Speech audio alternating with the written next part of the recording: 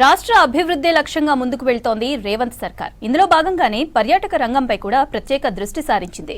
దేశ విదేశీ పర్యాటకులను ఆకర్షించి పెట్టుబడులను రాబట్టడమే లక్ష్యంగా సరికొత్త టూరిజం పాలసీని తీసుకువచ్చిన రాష్ట్ర ప్రభుత్వం ఇప్పుడు ఇంప్లిమెంటేషన్ పై దృష్టి పెట్టింది.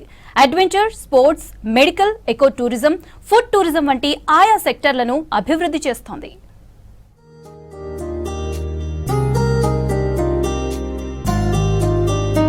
రాష్ట్రంలో అన్ని రంగాల అభివృద్ధికి కృషి చేస్తోన్న ప్రభుత్వం పర్యాటక రంగంపై కూడా ప్రత్యేక దృష్టి పెట్టింది.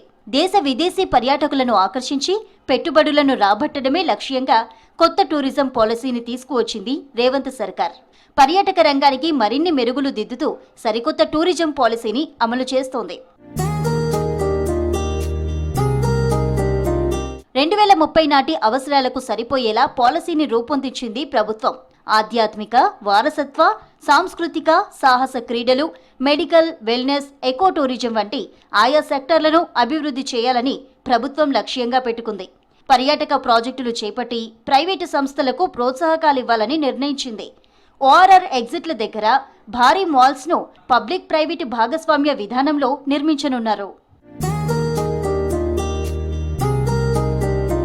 ఇక బిల్డ్ అండ్ ఆపరేట్, ట్రాన్స్ఫర్ పద్ధతిలో అభివృద్ధి చేసే టూరిజం ప్రాజెక్టులకు కేటాయించే స్థలాల రిజిస్ట్రేషన్ ఛార్జీల్లో 5% లీజుకు ఖరారు చేశారు. ఏటా 5% లీజు మొత్తాన్ని పెంచాలని నిర్ణయించారు.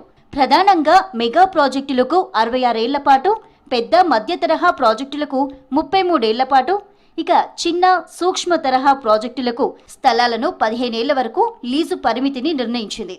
ప్రకృతి, వైద్యం, ఆధ్యాత్మిక పర్యాటకానికి పెద్దపీట వేసింది. ప్రత్యేకంగా ఒక బుద్ధిస్ట్ సర్క్యూట్ ను ఏర్పాటు చేయనున్నారు. టూరిజం ప్రాజెక్టుల అభివృద్ధిని పీపీపీ విధానంలో చేపట్టనున్నారు. టూరిజం ప్రాజెక్టులను చేపట్టేందుకు ముందుకు వచ్చే కంపెనీలకు ప్రభుత్వం ప్రత్యేక రాయితీలను కూడా అందిస్తున్నామని ప్రకటించింది. వీటికి తోడు నెట్ స్టేట్ జీఎస్టీని పెట్టుబడిదారులకు ప్రభుత్వం రీయింబర్స్ చేస్తుంది. స్పెషల్ టూరిజం ఏరియాల విషయంలో ఆయా ప్రాజెక్టుల ఆధారంగా viability gap fund, SST reimbursement, భూములకు తక్కువ లీజ్ మొత్తం వంటి రాయితీలు కల్పిస్తారు. కొన్ని రకాల ప్రాజెక్టుల్లో ఇండస్ట్రియల్ పవర్ స్లాబ్స్, ప్రాపర్టీ ట్యాక్సుల్లో రాయితీలు ఉంటాయి. నిర్ధారిత ప్రాజెక్టులకు ల్యాండ్ కన్వర్షన్ ఛార్జీలను రీయింబర్స్ చేయనున్నారు. దీంతో పాటు తెలంగాణ వంటకాలకు ప్రపంచవ్యాప్తంగా గుర్తింపు తీసుకువచ్చేందుకు కృషి చేస్తోంది.